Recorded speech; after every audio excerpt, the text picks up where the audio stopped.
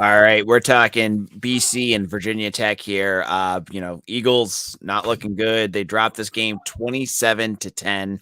And I'm joined today by Mitch Wolf. We're going to have a brief little recap episode, giving our initial thoughts and analysis from today's game. And we'll probably read some of your comments as well. 27-10. We'll get to that in just a moment. You are Locked On Boston College, your daily podcast on the Boston College Eagles, part of the Locked On Podcast Network, your team every day.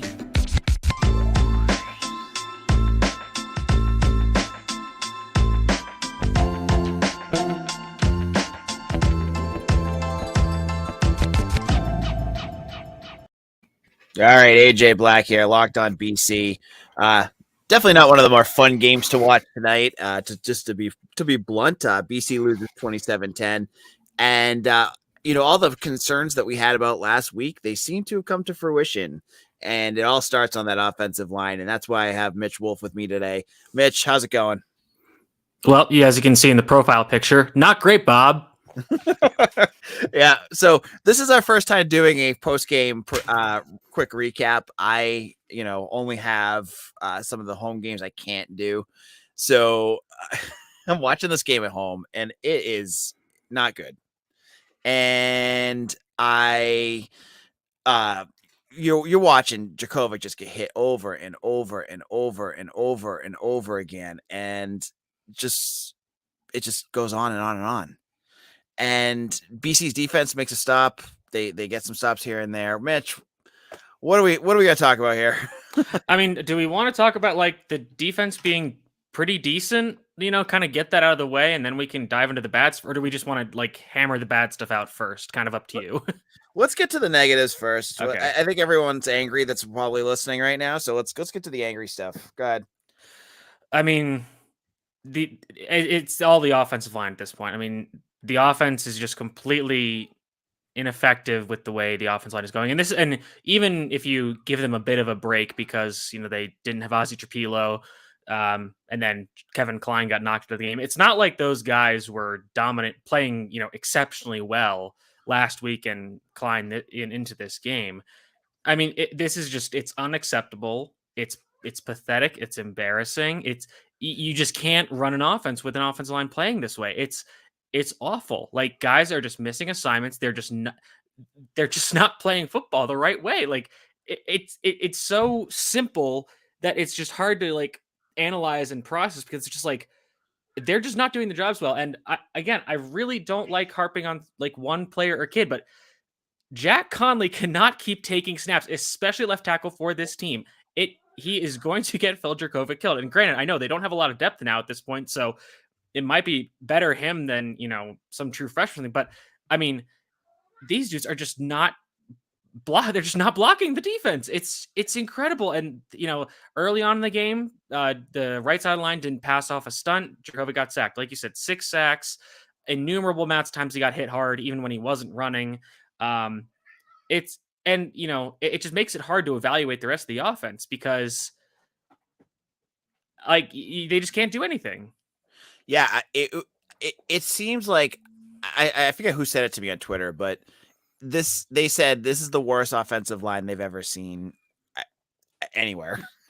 And yeah. I have a hard time arguing with that. And you watch how it's such simple stuff, and they can't that. I don't want to pick on Nick Thomas because I know he's new at the position, but they highlighted that play where they had him kind of on an island, and that's on the coaching staff for not figuring out ways. Yeah, again, like I tweeted, like Nick Thomas is like a walk-on who, has kind of built up his body to be, a decent reserve that, can probably come in the game at the end of blowouts and, especially against like Maine. Like he should be playing against Maine. He cannot be playing meaningful snaps against an ACC team. And we saw why, because in one-on-one opportunities, he just got his butt handed to him. And I'm not trying to slander him. Like that's just what it was. And that's what's to be expected.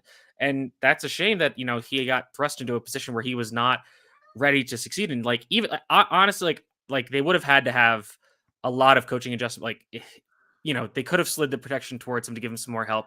They could have given him the back and tight end protection. But even on the one play where they they held everybody back at max protection near the end of the game, the running back missed the assignment. I think the tight end got the right guy, but Dax Hollifield came right through the B gap and knocked Dracovic on his butt. Like, it's whatever they're doing, it's just not working. Like, there needs to be a massive change. And I mean, luckily they get Maine this week, so you just gotta change it. You gotta do something. Whatever you've been doing for the summer, I guess, and these 2 weeks, it hasn't worked. So you gotta do something else. And so I'm going to jump in on this as we're talking about the offensive line and, where's the blame lie? And I've been talking to Mitch a lot about this, and I see you guys out there. And if you're listening to this, we have a good listening group right now. Hit the subscribe button. Just make sure you subscribe to our channel. We're going to be doing more of these. And we'd love to have you aboard. So make sure you hit subscribe on our YouTube channel. But my big thing is, how did Hafley let it get to this point? Like, he knew that after the ECU lack of bowl game, he was going to lose all four of his 5 offensive line starters. And let's just be frank, like, even if Christian Mahogany was healthy, the offensive line wouldn't be like, that's not a magical salve for everything. Like, even if he was playing, maybe the run game's a little better, maybe the pass record's a little better, but a lot of these issues would still be present. I can almost promise you that. Because we're seeing, and again, we're bringing up Jack Conley again, the same issues that we saw from him last year. Yeah, exactly. Yeah, nothing has changed with him. There's been no progression whatsoever. And, the broadcast was talking about how the coaching staff, Hafley and Goose, saying, like, we like our guys. We think they're going to progress. It's like, they are not, at least with Jack Conley, not progressing at all. Like, there's been no growth, no improvement whatsoever. It's all of the same issues. And now he doesn't have guys like Zion Johnson and Alec Lindstrom to, like, bail him out occasionally. So arguably it's even worse. Yep. And so what I was going to say is, this is on Hafley. Like, you've heard him. I can't even tell you how many times he said it about the transfer portal. He only wants guys that he knows. He wants to develop his own guys. He doesn't want to, like, have them be the bulk of his roster, which is his philosophy, which is fine 90% of the time, I'm sure. Like, you're able to figure out those positions where you can get, you're developing guys like wide receiver. You're fine there. You don't need to really do anything there. You've got other positions. But when he looked at his depth chart at the offensive line and only saw Christian Mahogany, how he didn't see that he needed to go out and at least get 1 or 2 other guys. I mean, like, sure, you want to get Trapillo out there. You want to get Drew Kendall out there. You want to get those guys. But on top of that, you have Finn Durstein, which I'm sure he wants to see do well. But anyone could tell you he's a huge question mark because he's been hurt for 4 years. You have Jack Conley, who we watched struggle all last year. You have, and then after that, you have just guys that need another year or 2 of seasoning. How he didn't see that he needed to go to the transfer portal and at least address, and believe me, he could say that he did, but, like, those kids all talk about it. I can tell you all the guys that I know were offered by BC, and it was like 4, and they were all at low-level guys. Like, and the transfer portal was exploding last year. Talking about. So there were definitely guys out there they could have addressed this with, and they could sell playing time. They could sell a pro style system with a coaching staff that's been there. You got Googs. You can say that he's an NFL offensive line coach. He didn't do that. And that's on him. And yeah, I mean, not bringing anybody in is a major indictment. And I get his philosophy. Like, you don't want to build your team on transfers, but sometimes just the way things shake out, like, you're really weak and you're really thin at one position. And I mean, the transfer portal, I mean, people call it free agency. That's what it is. Like, an NFL team is going to say, like, no NFL team wants to be built through free agency. Like, you want to build through the draft, but you build through the draft. And then if you've got some major holes in your roster, you go out and you spend your free agent money on those holes because, maybe it's just, for certain teams, like, think about like how the Patriots, like, they like can't really, they're great at drafting defensive backs, but they can't draft wide receivers to save their life. So go out and spend money on wide receivers. Steelers can't draft defensive backs to save their life. The great drafting wide receivers, they go out and spend money on defensive backs.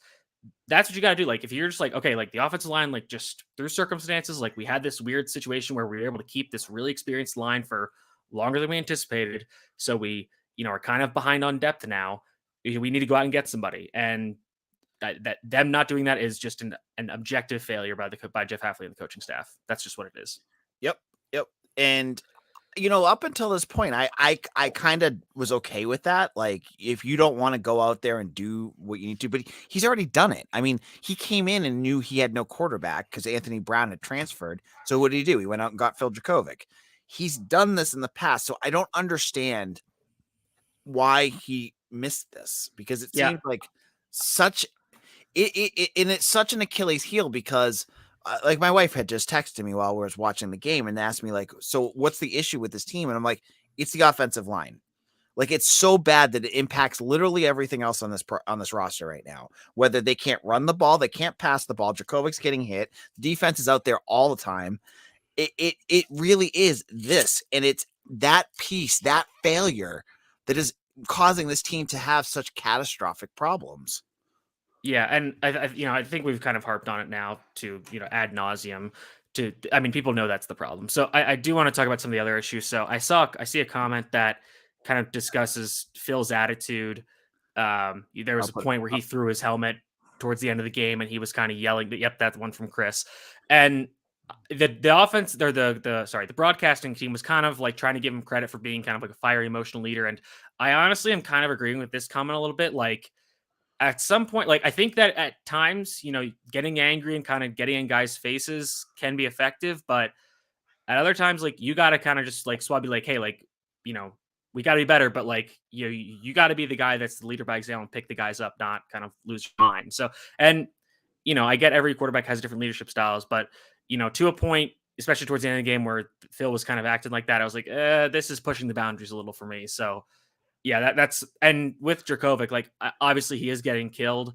But I think that this is still kind of masking some of his issues with consistently being accurate. Like, he has, and I mean, again, like, some of those deep overthrows, like, that happens. Like, it's obviously harder to throw deeper passes than short ones, but he is still struggling, like, with some of those quick game aspects. Like, I think there was a play early where he threw like a swing past the running back and the placement was bad. So the running back had to like turn around, and that essentially killed all his momentum. I think he missed Takis high again over the middle or something. Like, these problems are still there. And, there are some people that are complaining about him holding on to the ball too long. And I think that's kind of his play style. And also, like, at times in the game, like, the passing concepts they're running are just deeper passes. So he has to hold the ball. And even then, like, he would reach the top of his drop back, be there for like half a second, and there'd be a guy on him. So, I think that is a little bit of an issue, but I think the accuracy is a more pressing issue. So I'm not trying to say that Dracovic is the main cause why this offense is failing, but he isn't blameless, I would say. Okay. Yeah, I mean, yeah, there were times too where he was missing his reads, and like I think, as you said, he was pushing it too much. Like, he was trying, especially very early. Like, he was definitely trying to play hero ball. I think he took that deep shot or he took that shot to Williams down the sideline that got picked off. I think he was just too juiced going into this game, and was too aggressive. And I think because he knew, he's like, all right, the offensive line's going to suck. I got to make some plays. So, I think he's just going to have to kind of change his attitude based on how this team is, constructed right now. Yep. Well, let's look at the defense, which I thought, and I know that they had credit to this person. The sky's not falling. I mean, if the sky isn't falling, it's certainly not going up. I mean, people said last week, like, that was the worst loss in program history. I disagreed with that. This one's closer. I would say might be rock bottom of the Jeff Hafley era. I don't think it's worse than Kansas, but it's pretty bad. To me, it felt like 2015 all over again, except you had a quarterback this time, where, like, you just were not doing, like, there was no offensive game plan at all. It just felt like they figured out within like 5 minutes that they couldn't run the ball, so they just kind of gave up on doing that, which I guess is fair because Garwo wasn't going anywhere. But like the passing plays, it was all these. You didn't have like the quicker concepts and things like that. It was all Dracovic trying to just huck the ball down the field. Yeah, I want to talk about Garwo too, because I think this is also getting lost in the shuffle of just how bad the offensive line is.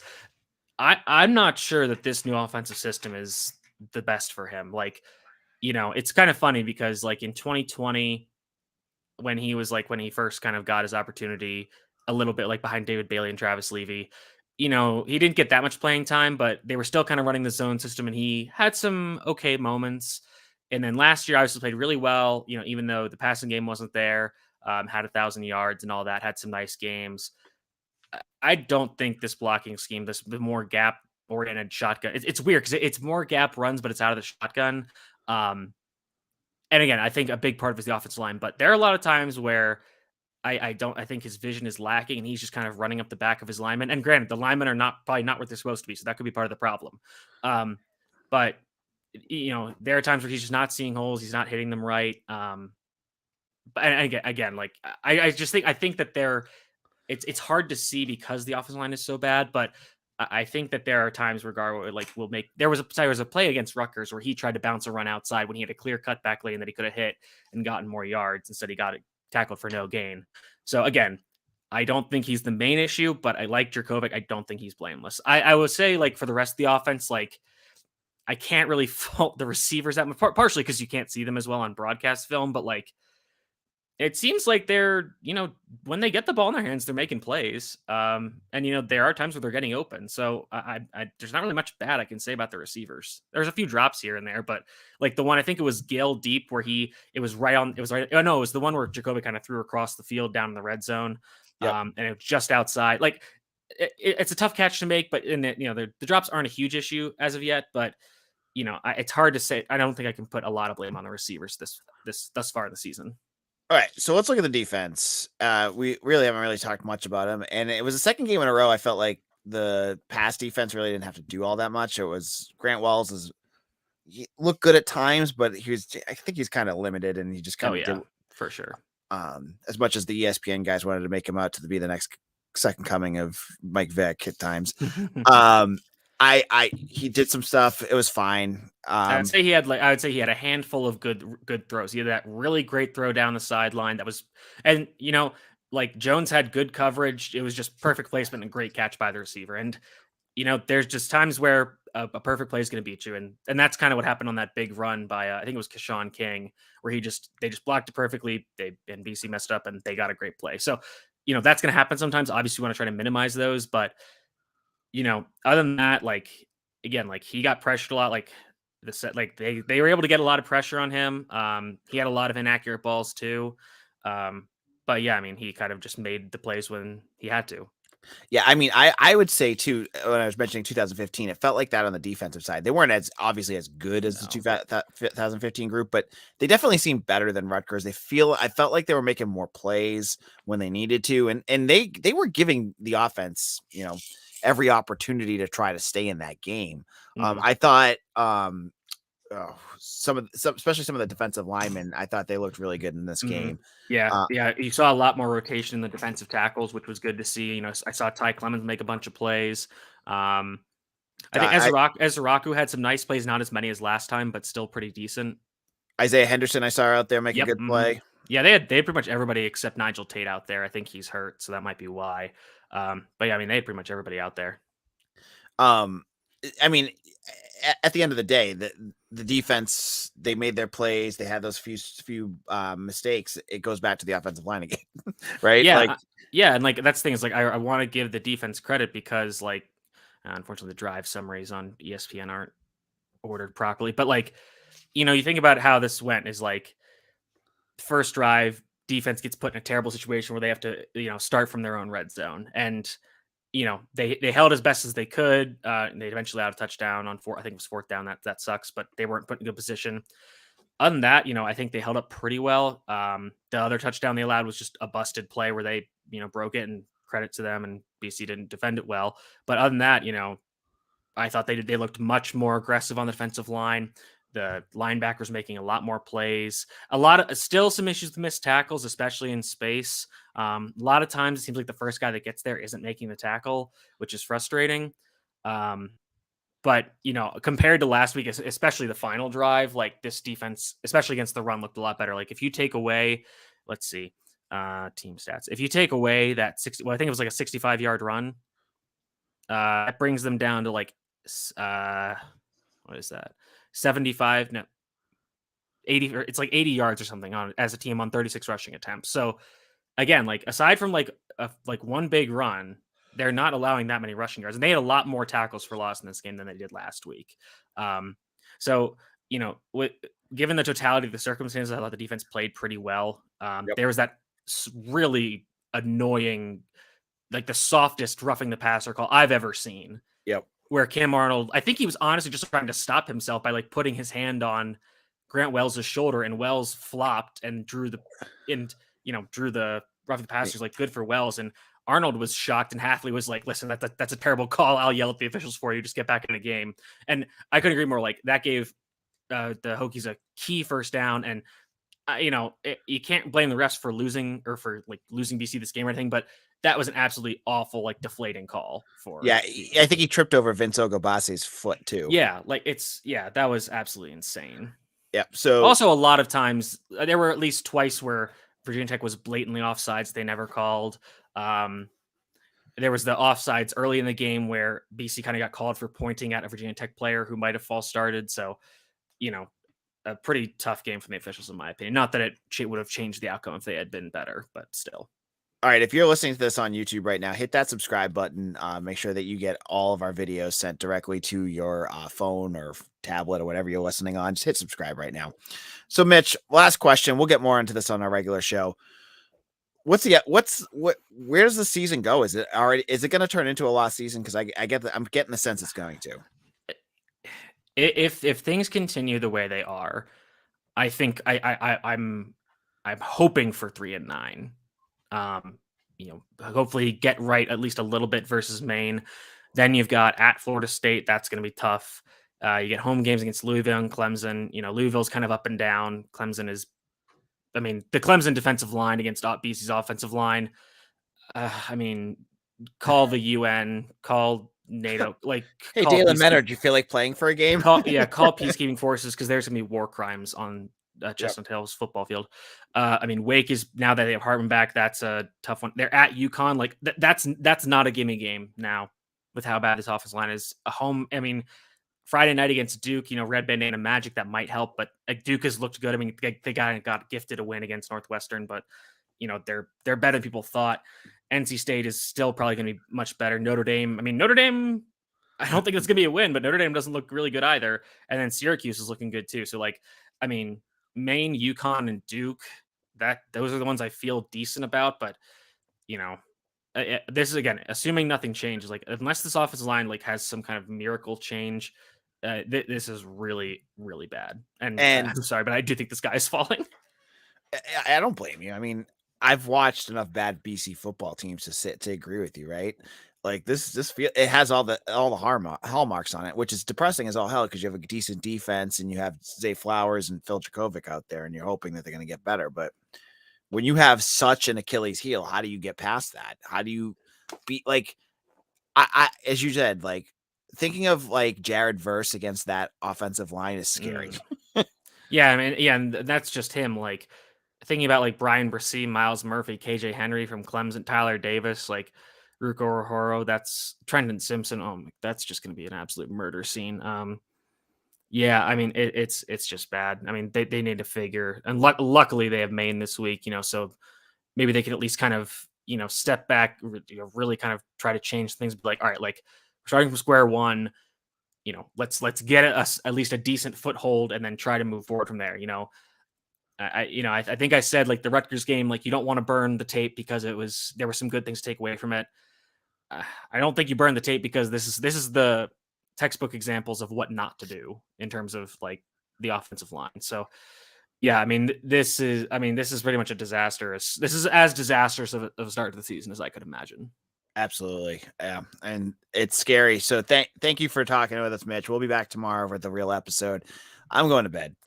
I'm exhausted. Where can people, so make sure, if you're listening to this, I see a bunch of you on there, hit that subscribe button right now. Mitch, where can people follow you? You can find me at Mitchell T. Wolfe, WOLFE, on Twitter. And you can obviously check me out at AJBlack_BC. And we have one last little note.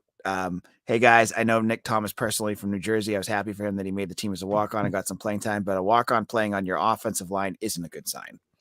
And we'll leave with that. From Mitch Wolfe, this is AJ Black. Have a great night, everyone. We'll see you again soon.